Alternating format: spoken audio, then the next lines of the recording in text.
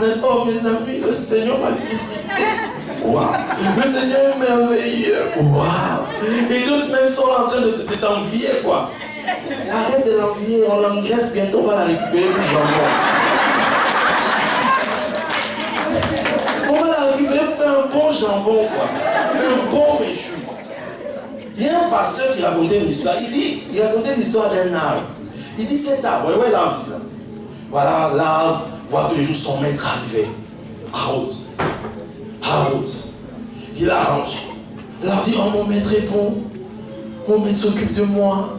Tous les matins il m'arrose. À midi encore. Le soir il le fait encore. Et même le soir quand il y a des éclairs, il se réveille pour me regarder. Oh un maître merveilleux ce maître. Ouais. L'arbre pousse bien, l'arbre grandit. Et puis un jour, il voit le maître arriver. Mais le maître ne tient pas en main le truc, l'arrosoir. Il voit avec un couteau.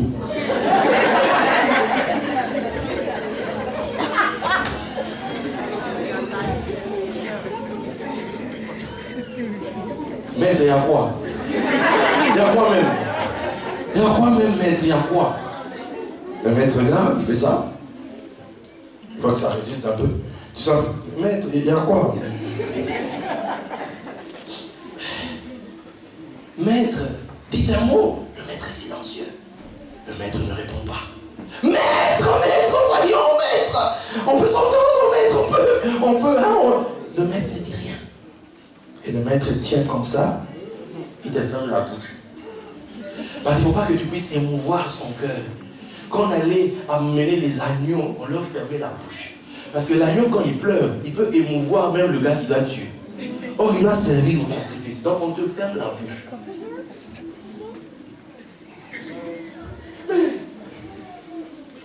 Maître, non! Pourquoi, maître? Je ne pensais pas que vous étiez comme ça. Vous avez réservé mon mauvais sort pour moi. Maître, pourquoi être si mauvais?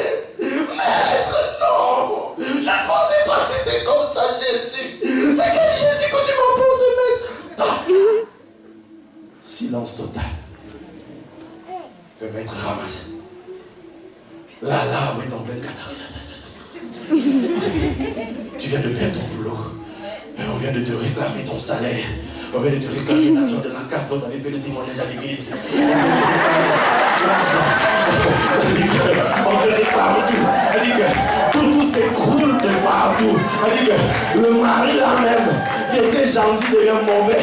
La femme là devient bizarre. Elle dit que tout devient compliqué. L'arbre est comme ça. On amène l'arbre. Les petites branches qui restaient, preuve d'une bénédiction passée, où il y avait quelques fruits qui... On coupe tout. Maître, pourquoi? Maître, j'étais pourtant ta fille chérie, non? J'étais pourtant ton fils chéri. Daddy, maman, maman, pourquoi? Et on te prend. Et qu'est-ce qu'il fait? Même les peaux là, on enlève toutes les peaux. Et l'arbre reste là, ça devient une branche. Ça reste nue. Et où sont passées toutes les bénédictions? Où sont passées toutes les visitations? Où sont passées toutes les grâces? C'est passé où? Tout était là. Tout s'en est allé. On prend l'arbre. Et le maître va le poser au-dessus du toit, au soleil. Et il te laisse là, sécher. Toute l'eau qui était en toi, toute trace de bénédiction, tu commences à sécher. Tu te dis, je ne pensais pas que l'église était comme ça. L'amour des frères, même on dirait les frères m'ont abandonné. Les gens m'ont trahi. Tu commences à voir que le mal chez les autres, tout le monde il est mauvais. Tout le monde est méchant. Oui, toi qui es au soleil en train de courir au soleil. Le soleil est en train de récupérer toute l'eau qu'il y avait en toi. Toute trace d'humidité, tout s'en va. Et le maître, tu ne vois plus son visage. Le maître, tu n'entends plus sa voix. Le maître ne te visite même plus. Il ne vient plus à la maison. Tu dis, mais ce n'est pas possible. C'est quoi cette église? On m'avait dit que les frères doivent s'aimer, qu'on doit se visiter, etc. Personne ne vient. Tu es abandonné sur un toit, au soleil, en train de sécher. Et puis un beau jour, tu es devenu tellement sec. Il n'y a plus rien. Et là, soudainement, tu entends une voix qui arrive. Mais tu n'es même plus là, quoi. Et la voix, tu dis, on dirait que c'est le cas là. Toi, tu es down, quoi. Tu es fini. Tu ne ressembles plus à rien.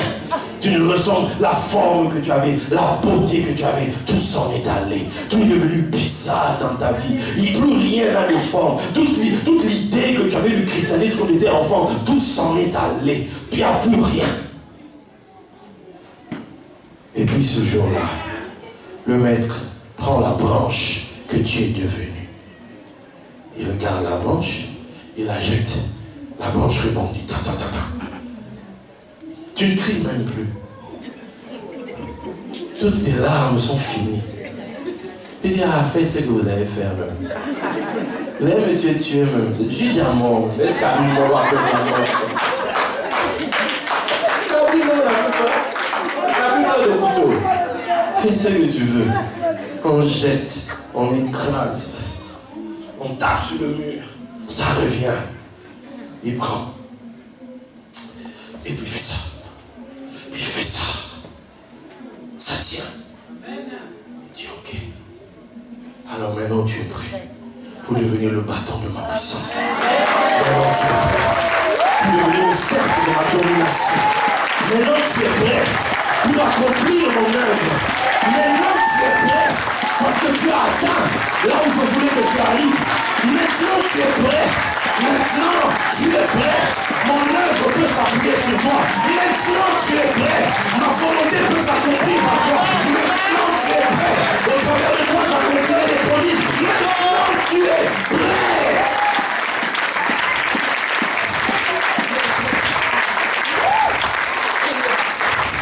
Alléluia. Lève tes mains, acclame le Seigneur, s'il te plaît. Acclame-le. Acclame-le.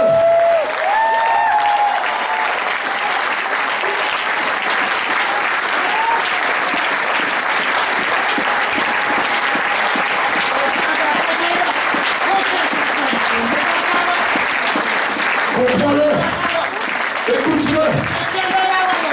Écoute bien ce message. Qu'est-ce que je dis? Ce bâton sec est devenu le bâton du souverain sacrificateur.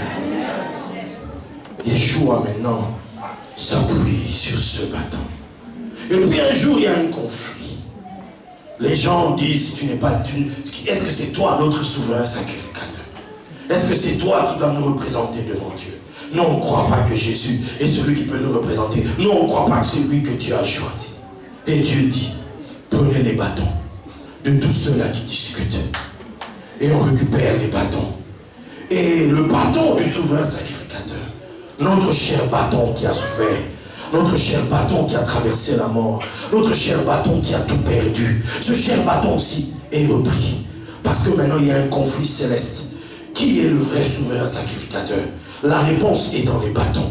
Et on prend ce bâton et on l'emmène au-delà du voile. On les amène dans le lieu très saint. Et on le pose là-bas pendant la nuit.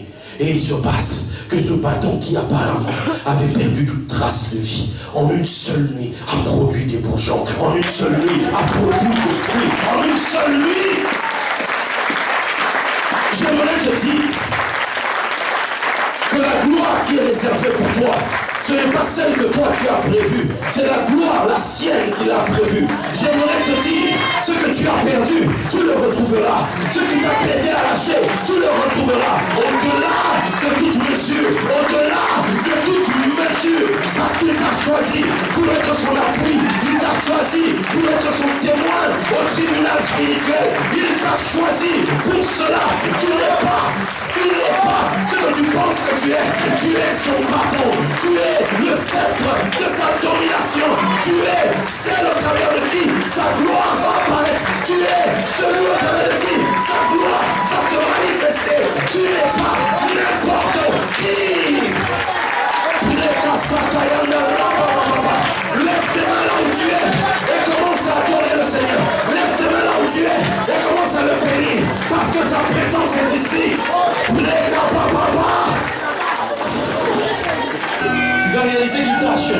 sang. Je suis venu te dire que son projet va commencer pour toi. Je suis venu te dire, je suis venu t'annoncer cela. Ma présence à Bethel, c'est pour vous dire que la nouvelle saison commence. Celui qui a versé son sang pour toi, il réclame des intérêts. Il m'a envoyé ici pour venir. Il réclame ses intérêts. Il réclame ses intérêts. Ta vie doit cesser d'être une vie tournée vers elle-même. Mais ta vie doit être désormais une vie qui doit produire du fruit pour celui qui a versé son sang pour toi. Reçois la grâce de Dieu. Reçois la grâce de Dieu.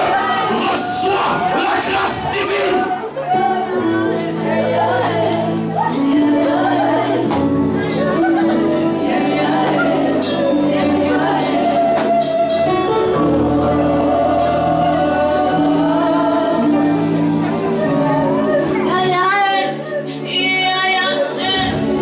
Oui, la grâce est là. Il y a un manteau qui est ici. Il y a un manteau qui se déploie dans cette salle. Il y a un manteau qui se déploie dans cette salle.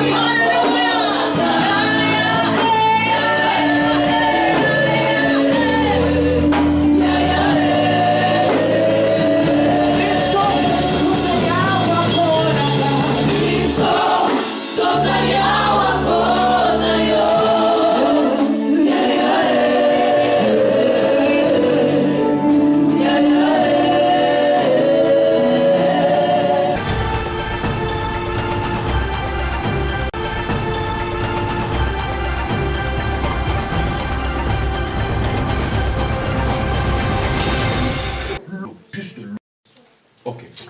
Maintenant, comprenons sa valeur surnaturelle. Maïm cache dedans deux mots. Ma et mi. Ma et mi. Mi c'est qui? Ma c'est quoi? Donc quand tu vas dans l'eau, en fait tu entres dans le qui et dans le quoi. Non. Mais si, en fait, chaque fois que tu vas ouvrir l'eau, que tu prends, même quand tu bois, quand tu traites avec l'eau, tu traites avec qui et quoi. Donc on te pose une question et on veut te donner une réponse. Qui es-tu? On veut te rappeler tous les jours. Qui es-tu, toi? Et que dois-tu faire?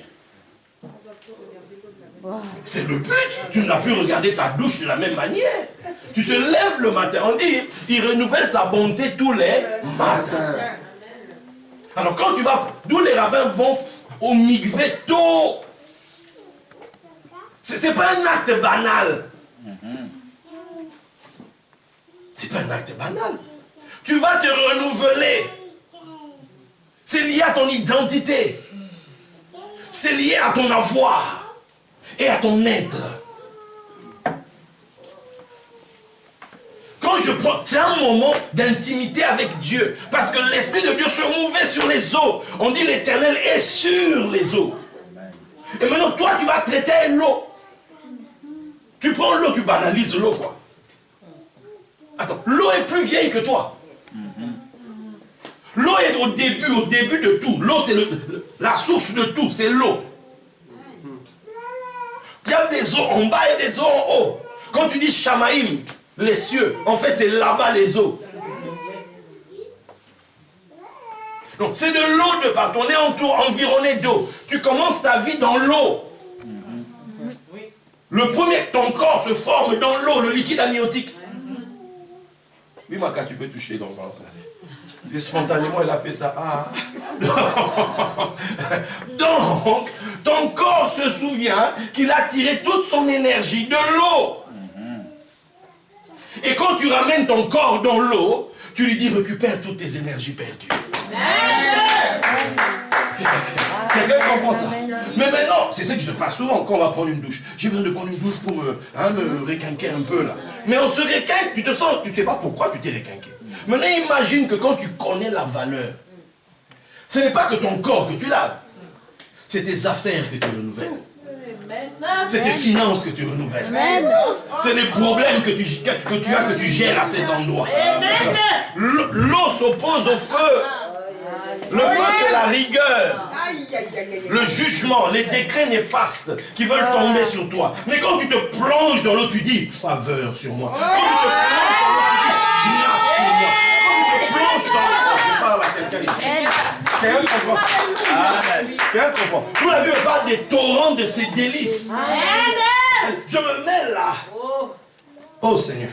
S'il y a un décret sur ma vie, s'il y a un décret sur mes affaires, s'il y a un décret sur ma maison, s'il y a un décret sur mes bien-aimés, s'il y a un décret néfaste contre tout ce que j'aime, alors que je me plonge ici, que tout mon corps bénéficie de la faveur. Parce qu'en fait, tu pries quand tu te laves sans te rendre compte. Parce que spirituellement, c'est ce que ça signifie. Mais toi, tu ne le sais pas. Tu es ignorant, donc ton âme ne capte pas ce qui se passe à ce moment-là. Bon, je n'ai pas dit qu'il faut passer maintenant des heures dans la douche. Déjà tu y passais des heures, là, tu passais des journées. Alléluia. Ça parle à quelqu'un, ça?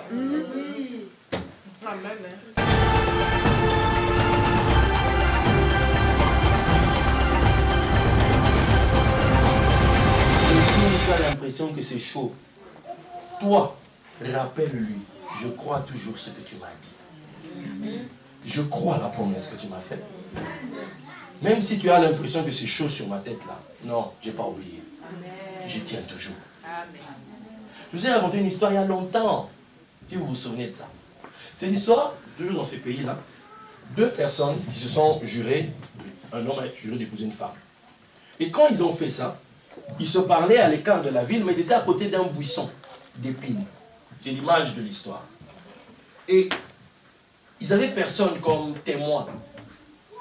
Parce que le gars devait partir et tout. Donc, il dit à la fille, je te jure, tu verras, je vais t'épouser, je vais t'épouser. Okay. Et puis ils disent, mais il n'y a pas de témoin. Parce qu'il faut un témoin. Pour que l'alliance soit valide, il faut un témoin. 2 ou 3 témoins. On dit, bon, ok, on prend ce buisson d'épines comme témoin. Ils ont pris le buisson d'épines comme témoin. Je ne sais pas si les deux étaient sérieux. Mais apparemment, le buisson d'épines a pris ça sérieusement. C'est-à-dire que pour lui, le buisson d'épines a bien entendu l'affaire. Les gars sont partis, chacun dans son coin. La fille dans son village, tous les prétendants, ils les envoient valser. On se moque d'elle, on dit, regardez-la, moi. Tu vas finir vieille fille, tu vas voir. Tu vas rester comme ça, comme les gens vont avoir des mauvaises paroles dans la bouche. Le gars est parti. Là où il était allé, là. Je ne sais pas, quelqu'un l'a récupéré dans un coin, lui a fait une de ses sauces. C'est-à-dire sauce bloquée, façon qu'on a ramené et tout. Quand le gars a mangé, le gars dit non. Apparemment, c'est ici qu'il faut que je mange au quotidien. Donc, il est allé signer là-bas. Il s'est marié. Le gars s'est marié. La fille, elle continue d'attendre. Elle renvoie toujours les gens. Elle renvoie. On lui dit, il s'est marié.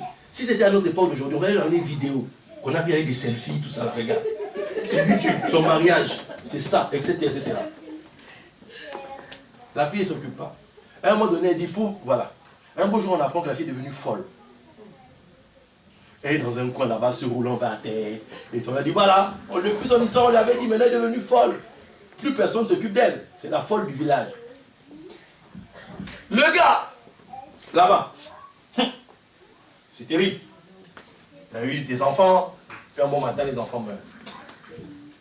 Un bon matin, la femme meurt. Il se dit, pourquoi ce malheur? Pourquoi un truc comme ça m'arrive? Pourquoi? Et tout.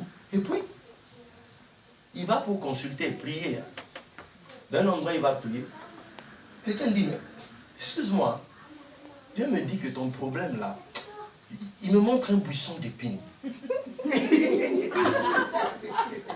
Le gars dit quoi? Les années ont passé. Il dit quoi? Buisson de quoi? Il dit buisson d'épines. Ça te dit d'épines. Le gars récemment il dit le seul buisson d'épines que je connaisse, il n'y en a qu'un. Il dit c'est lequel? Il dit ah c'est une longue histoire. C'est une longue histoire. Il dit ce buisson. Il dit le film. Rejouez le film. Ma chérie, tu seras. Oui, le buisson d'épines. Oui, buisson d'épines, tu nous rappelleras. Quand on oubliera, tu nous diras. Quoi. Ok. Il dit, tu vois pas que on dirait que le buisson d'épines est venu te rappeler tes paroles. Il dit, bon, c'est les choses de Dieu là. Bon, je vais aller un peu voir si la fille là même, si elle aussi, elle est toujours là, quoi. Peut-être que bon, elle s'est mariée aussi, elle a fait sa vie, hein. Elle a fait sa life et tout ça. Le gars arrive au village, il demande des nouvelles. Bon, je vais chercher un nom qu'il n'y a pas ici. Parce qu'il y a des fois des noms qui me passent, ça, je sors des noms et puis on me dit, mais Daddy, tu m'as cité là-bas, pourquoi? Non. Quoi? Chrysanthème.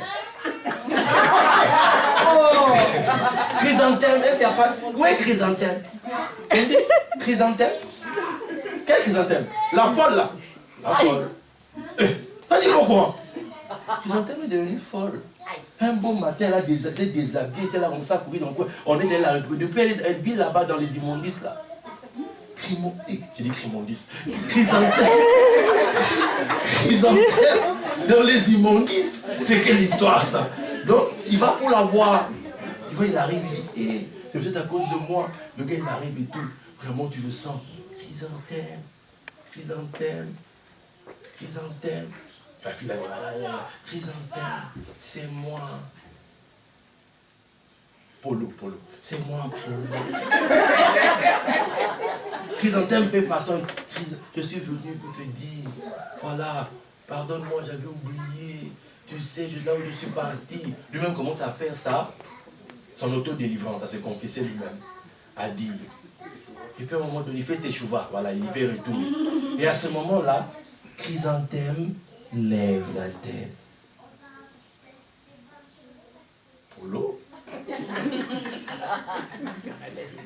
Polo. C'est toi ou je rêve?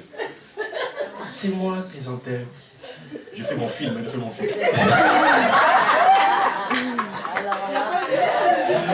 Fallait musique devant.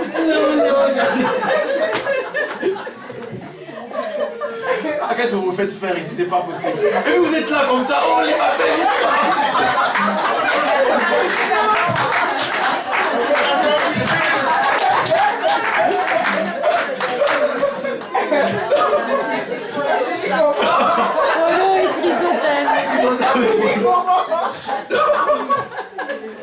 Et là, Chrysanthème dit, Polo, où t'étais?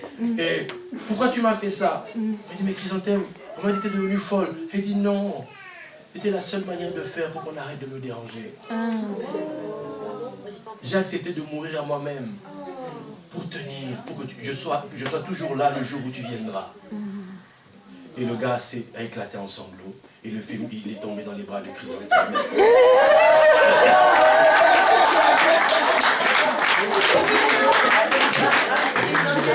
Chrysanthème, donc là, Chrymondice ou pas, voilà, il a pris dans ses bras et ils sont partis et ils vécurent heureux.